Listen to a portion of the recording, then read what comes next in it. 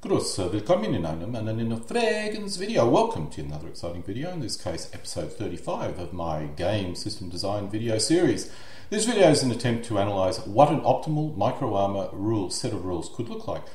In this final part, or sort of final part, I am describing a possible set of rules designed to allow players to field several divisions on the playing area and to be able to complete a game within a day. This is the second update of this video, which includes corrections and updated content and improved images. If you viewed this before, the changes are comparatively minor.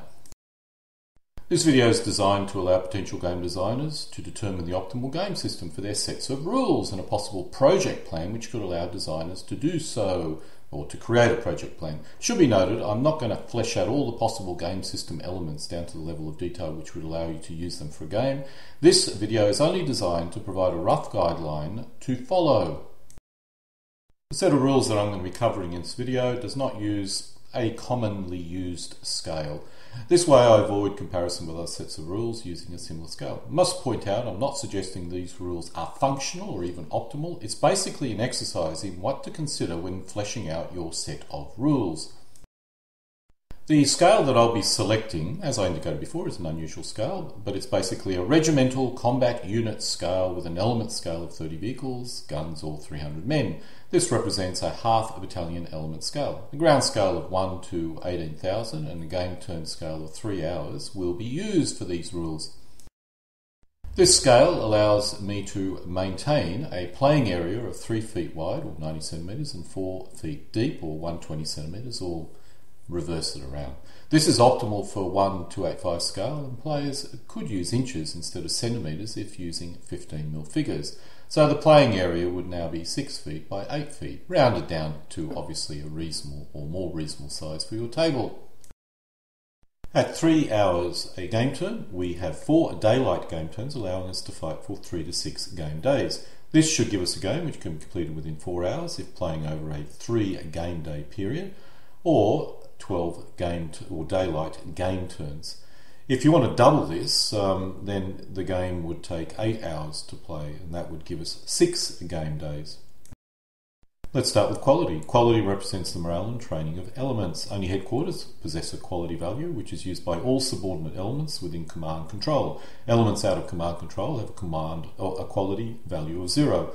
An element's quality has a number of effects. The highest ranking headquarters uses its quality value for initiative determination. All headquarters use their quality value to call in fire and air support. Quality affects the number of actions elements can conduct in a fire and movement phase, with quality tests required in some cases. Finally, quality is used for morale tests when required. It should be pointed out, adding quality rules does add complexity, so make certain you need them. In this case, the purpose of quality is to make certain actions less certain and providing high quality troops the ability to conduct activities more often and with more certainty. It's also to avoid orders and having a plethora of morale tests. At this scale, a designer could simply discard quality at all and simply build in different quality levels by the use of one-off special rules, such as nations which had very poor quality having special rules with specific restrictions, and very good quality troops get some special benefit. In this case, you can dramatically reduce the amount of rules. It all ends up to how much detail the designer wishes to embed into the rules and how much special rules or how many special rules they wish to include in the rules. In our example rules, I'll select a simple sequence of play using combined fire and movement phase. At this scale, a simpler sequence of play could be used, but as concepts such as zones control is required at this scale, the required opportunity fire and return fire rules required for a combined fire and movement phase could represent zones of control. Thus, you could avoid implementing any special zones of control rules. It's a designer's choice. Players could instead adopt a zone of control concept and then implement a simpler move combat sequence of play, similar to board games. It's really all about preference, but I'm trying to avoid making these rules feel like a board game, so I've avoided that choice in this particular case. Since I originally created this video, that is my first version of the video, little did I realise most of my gaming these days would end up using a figure game conversion of a set of popular SPI board games, which uses element scales of 1 battalion. In these rules, I use zones of control, and I actually find it works better than the example set of rules that I'm providing in this video. This is an example of the way game designers do change their ideas based on real-life game experience. In my case, I went down the board gaming path, or the s1e board gaming path, for greater simplicity. Coming back to these set of rules, the sequence starts with a command phase, which is where initiative, command control, supply, weather and reinforcements are determined or arrive. During the artillery phase, any pre-planned indirect fire or counter battery fire occurs. During the aircraft phase, all aircraft activities occur. The following two phases are the individual players' fire and movement phases, during which all fire and movement occurs. And right at the end of the sequence of play ends with a housekeeping phase. Let's now drill into a little bit more detail, starting with initiative, command and supply. The first step is implementing an initiative determination process based on command quality. This determines player order, number of actions allowed and weather changes.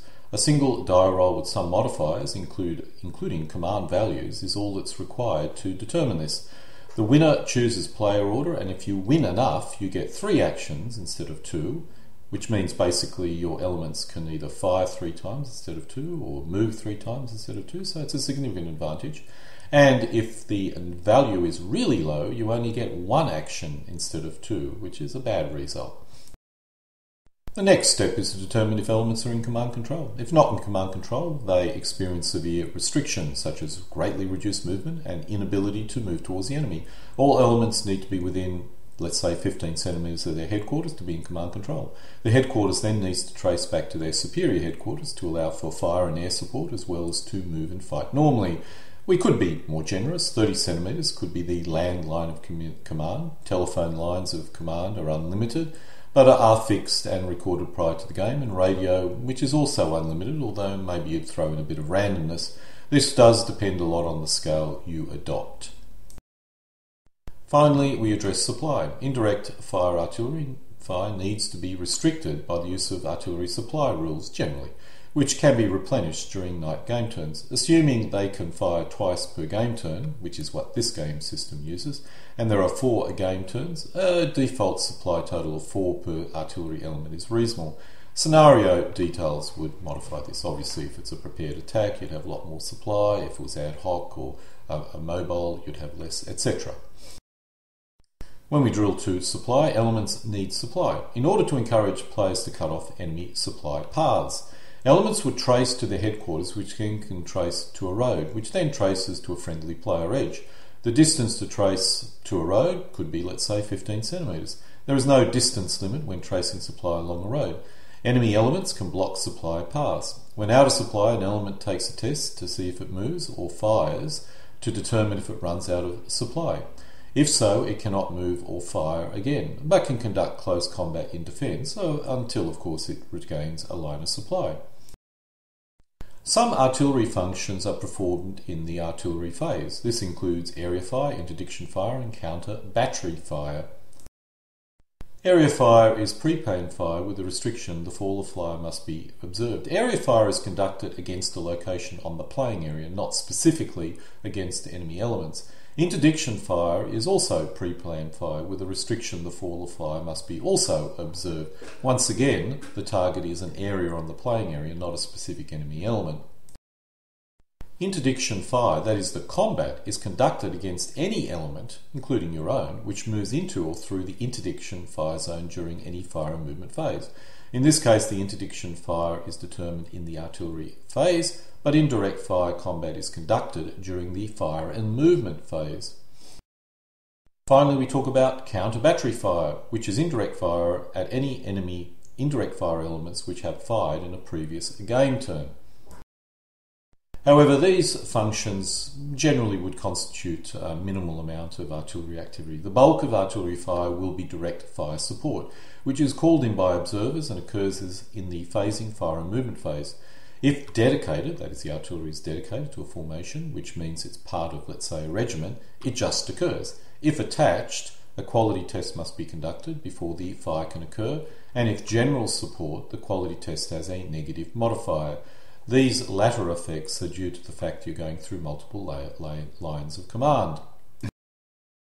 Air support is similar in some ways to artillery support. Aircraft are available on the player edge and called in by the use of a quality test. If successful, they are deployed in the playing area. After this, aircraft can attempt to intercept their other aircraft and then can be in turn intercepted. All this requires a quality test. Once all aircraft are deployed, air-to-air fire occurs, followed by ground-to-air fire and then air-to-ground fire. Aircraft are then returned to the base, available again after some period of time, let's say 1 to 2 game turns. Visibility is based on an element's basic observation range, which would be, let's say, 12 centimetres for vehicles, 6 centimetres for guns and 3 centimetres for foot.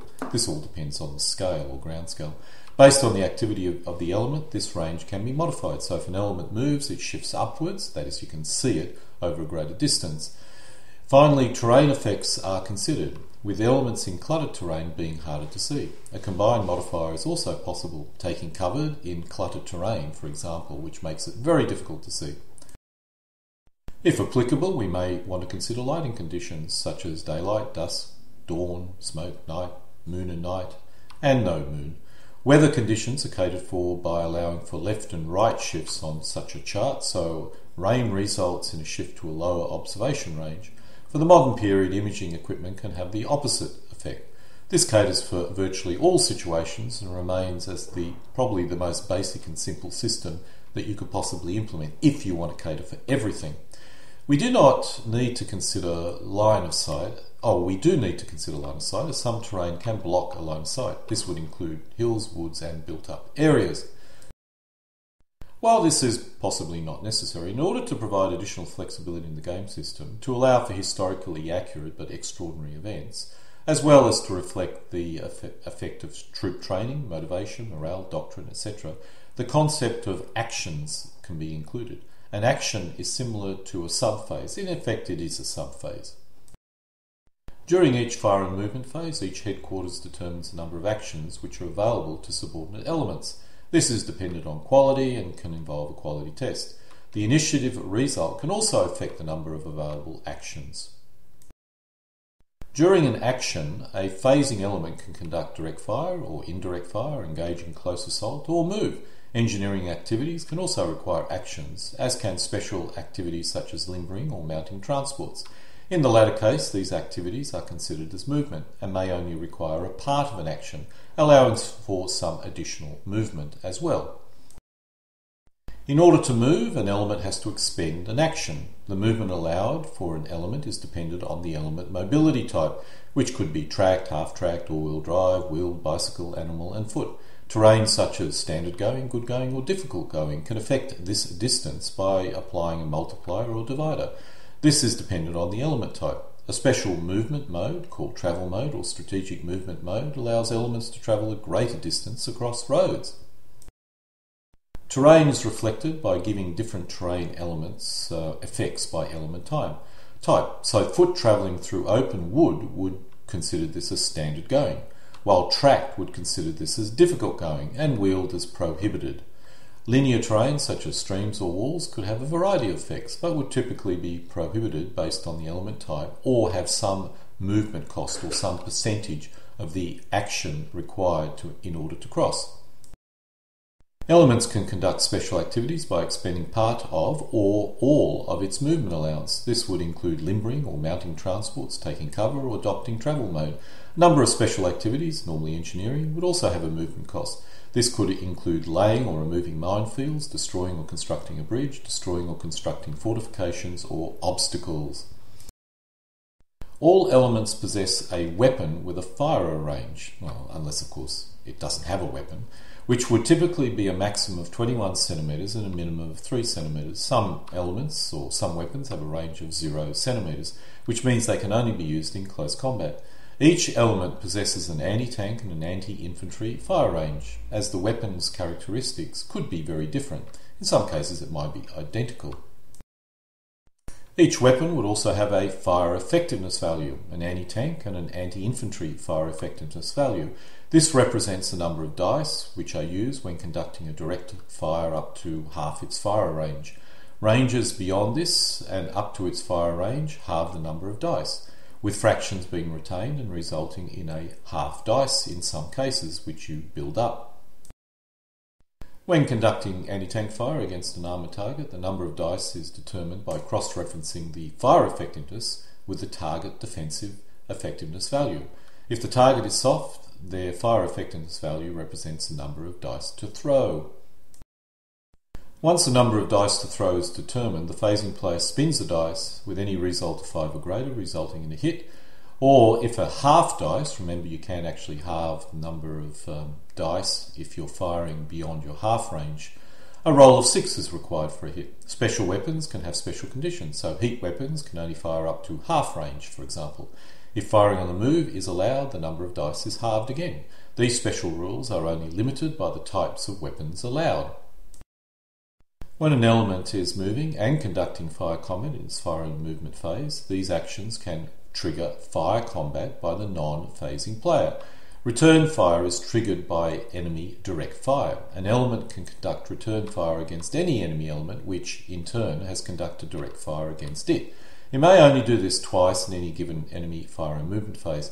You could make it 3 times, 4 times. I generally find twice is probably the best, but it just depends on the rules.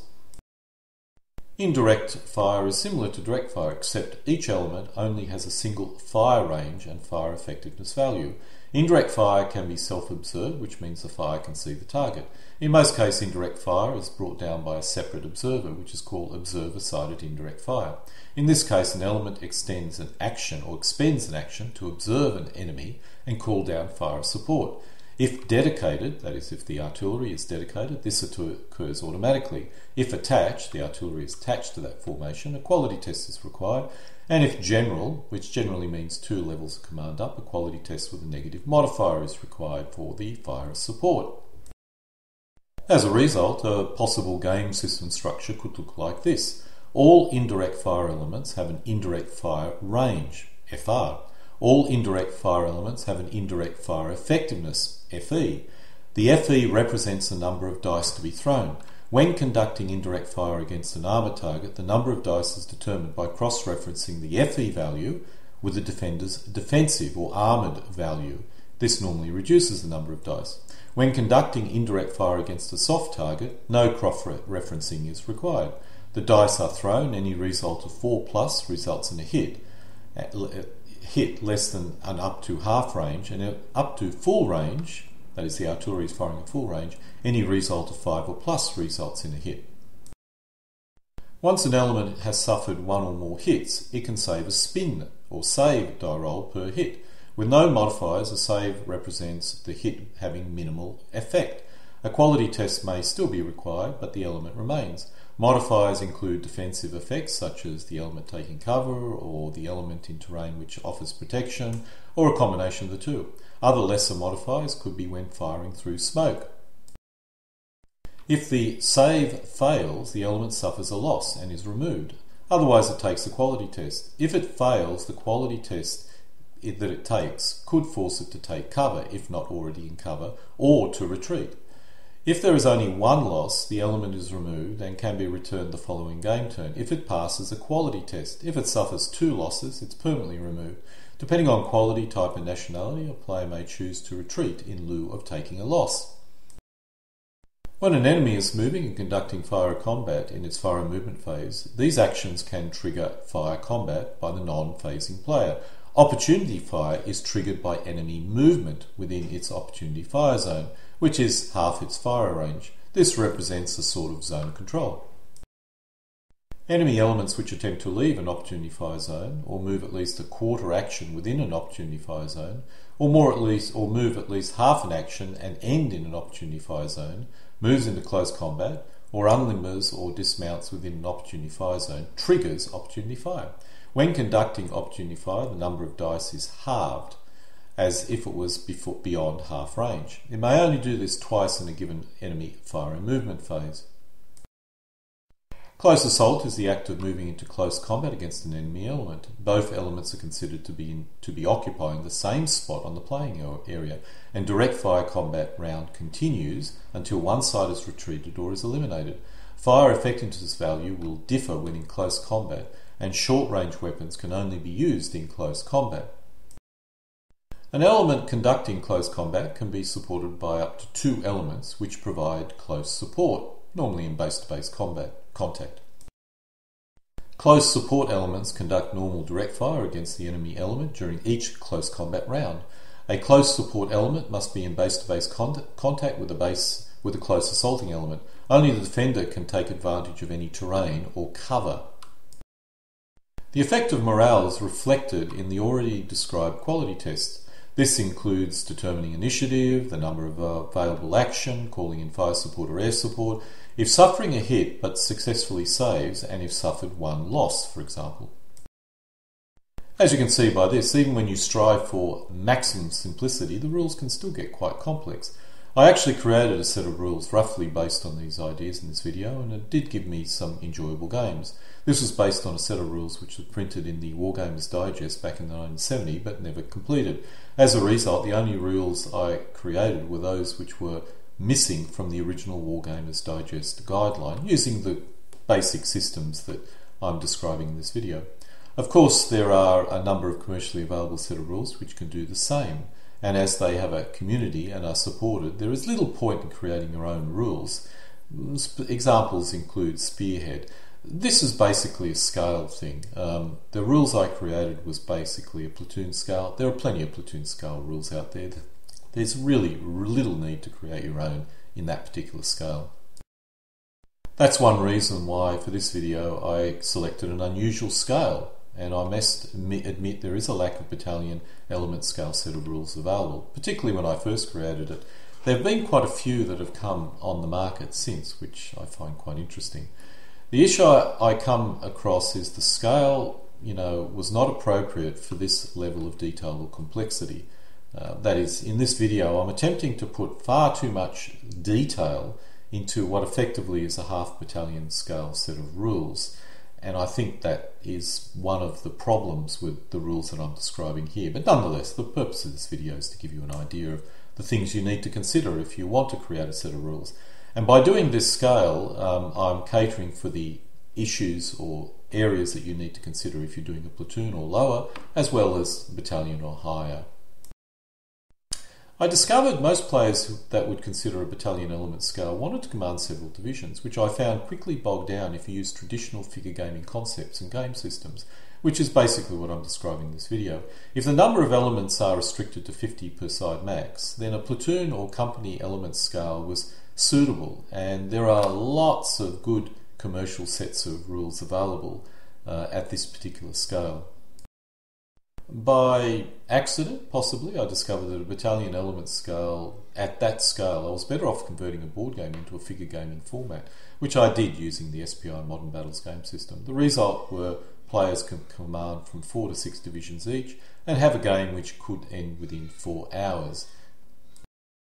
The other thing I did learn when I went down this particular path was that board game rules, or board game based rules, were so simple someone who had never played them before could quickly pick up a game within 1 or 2 game turns and have an enjoyable game where they're actually commanding their units and understand what they're doing. That's very difficult to do with a traditional figure gaming set of rules. For new players, learning quickly, this was simply not possible with more complex sets of rules. New players needed to play an entire game and then study the rules afterwards before they could hope to have a reasonably enjoyable game, which was more than just an excuse to socialise with fellow gamers and basically follow the advice of their opponents as they gamed. However, swinging back to the actual rules, after many years, I personally feel if designing a set of rules, you do need to identify a clear and obvious gap in the current lineup of rules and really think hard about how to fill this gap with a set of rules which are suitable to do so. Mileage can vary and other designers could have totally different experiences, but if designing rules, make sure you really think it through extremely carefully. If there's a set of rules out there which basically are going to do what you're designing, you need to ask yourself why you're actually designing a set of rules. On the other hand, I have to absolutely admit that designing rules can be an enjoyable pursuit. So if that's your objective, then just go for it and extract as much enjoyment possible from your design efforts. However, you should always note that when designing rules, there is also a lot of not so enjoyable content which needs to be provided in order to make any set of rules viable. This can be less than enjoyable and is the reason why the internet is filled with rules which lacked this content, which require them to make them really playable and have legs. Today, no one is going to purchase a set of rules which requires the player to create their own scenarios, point systems and army lists. And so this concludes episode 35 of my presentation on micro-army game system design, in this case covering the designing or the process of designing a set of rules. Alle guten Dinge kommen zu einem Ende.